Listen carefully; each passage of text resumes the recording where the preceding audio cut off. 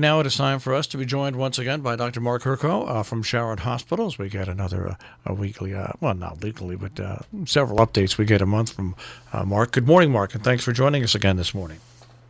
Good morning. Glad to be here. So I'm going to give you a quiz like I gave my audience earlier this morning, except you can't win a gift certificate, but I'll see if you know the answer. All right. All right. The only two states in the United States of America that have shown a decrease in the amount of deaths, the amount of infections, and hospitalizations of COVID-19. Hey, Connecticut and Rhode Island. Here you go. You're right on top of that.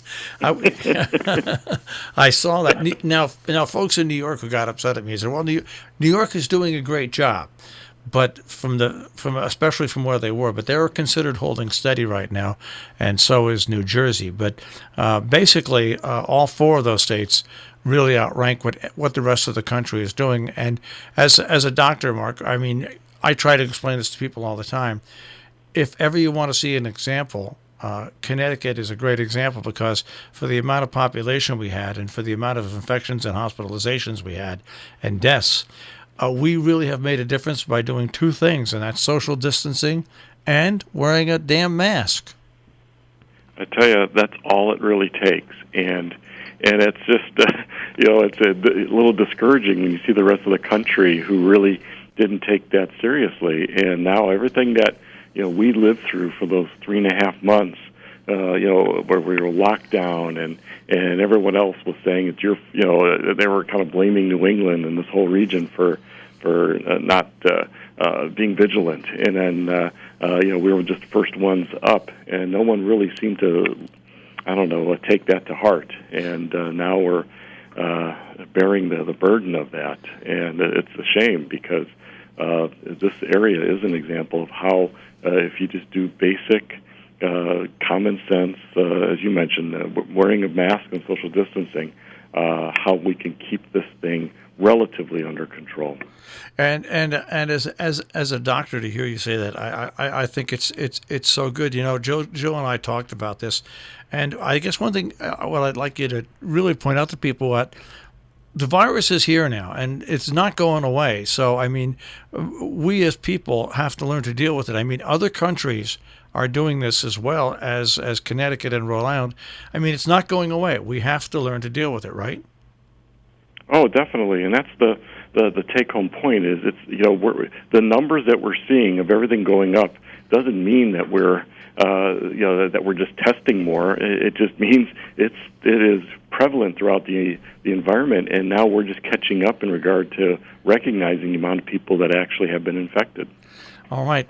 So what else is going on at the hospital now that you can? You still have to remain vigilant. I know that, but obviously you now have really room to operate and do lots of other different things that you were doing beforehand.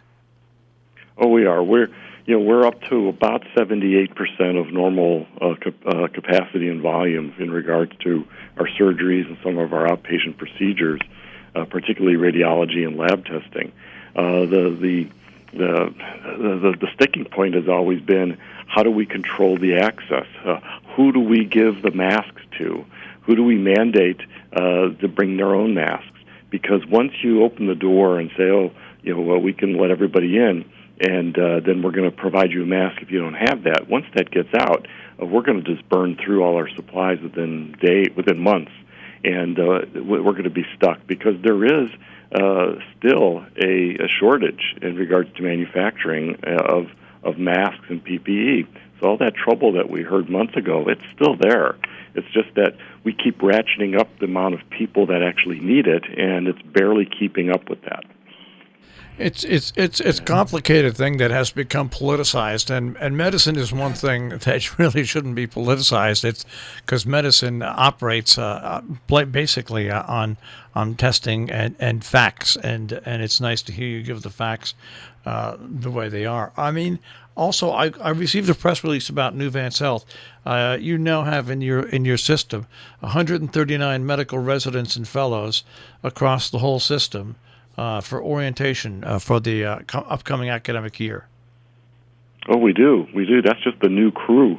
I mean, if you add the 45 that we started last year on the New York side, plus the 135 now, with 6 residency, total of 6 new residency programs, you're looking at the beginnings of a large, major academic type of institution and system, where if you combine actually what's been going on the Connecticut side with the affiliation of the University of Vermont and the residency programs at Danbury and Norwalk, we're going to be in the mid 300 number of residents when all is said and done, which is a very large academic type of area. So we're really working on it. We're trying to control the way we bring it out, and we want to do it in a very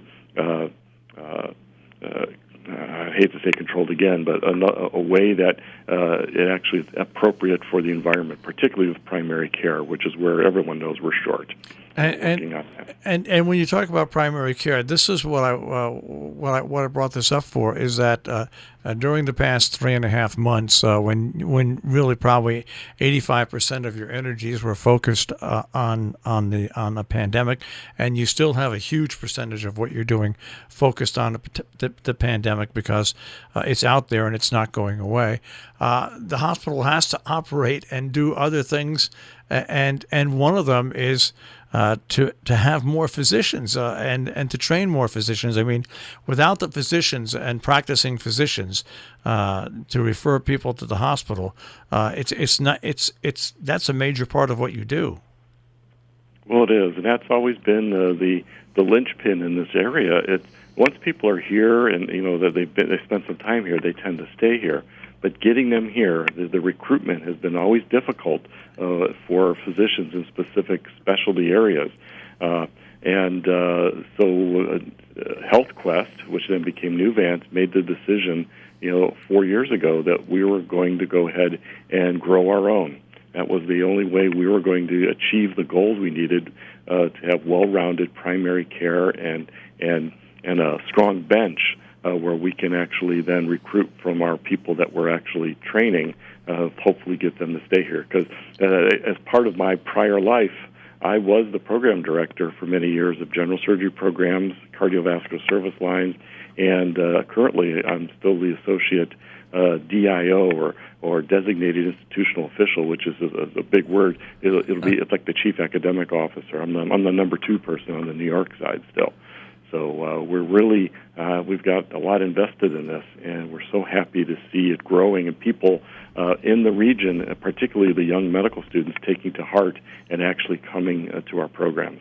I think that's one of the things that people don't understand is that doctors and their practices, doctors that have been practicing for 25, 30, 35 years might want to get out of practicing. And sometimes, as you see in North Canaan, there's not another doctor there to replace. And that's an important part of your whole chain as a healthcare facility. And now I would think with Nuvance having so many different locations and so many different areas, that it will be a little easier possibly to recruit people for this area through this program? I have fingers crossed, and I'm holding my breath. That's the thing. We still have a few years to go before the first trainees are ready for graduation, and we hope that we can make this a palatable area and package for them to want to stay here. So that's why it's to our benefit to treat them well. We pay them well as trainees, give them a very well-rounded experience, and show them that this is a good area to live. And it's just all those pieces have to fit together. And statistically, that what we've noted nationally for the last probably 50 years is that about 80% of the graduates tend to practice within 100 miles of where they trained. So that's what we're really banking on, that we can actually keep them here. All right, and one final question, which is more like a personal question, but it was asked to me this morning because when I announced that you were coming on. Physical therapy and departments like that, are they open now for appointments from people, or are they still virtual or not? No, they've been open. Actually, they were open throughout. We just had to space them out, particularly. So, and we're slowly, we had to reconfigure our physical and occupational therapy departments to handle the volumes because you can't have people too close. And you get to actually see me because we use the gym there, and so that's how I know that the people are coming. And we've actually added some extra hours, and we're really trying to make it available for more people throughout.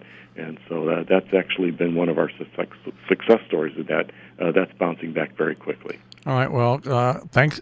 Anything that you want to add that I haven't hit upon before we say so? Just know that as you come into the hospital, you'll be your temperature will be checked remotely with remote devices. We currently do not offer the nasal swab test officially to the community. We're only doing that for employees right now. We still offer the antibody test. If people want to be tested for antibodies, that's the serum test. And just be patient as we, again, go through all the manipulations to guarantee everyone's safety as they come in for the facility to achieve the standard of care in healthcare. All right, Mark, keep up the good work. More information at sharonhospital.org, and we'll speak to you in a couple of weeks, Mark. Thank you. You too. Enjoy the holiday. You too. Take care. Be safe. Mm-hmm. Bye-bye. Dr. Mark Hirko, Sharon Hospital, with another update here on Robin Hood Radio.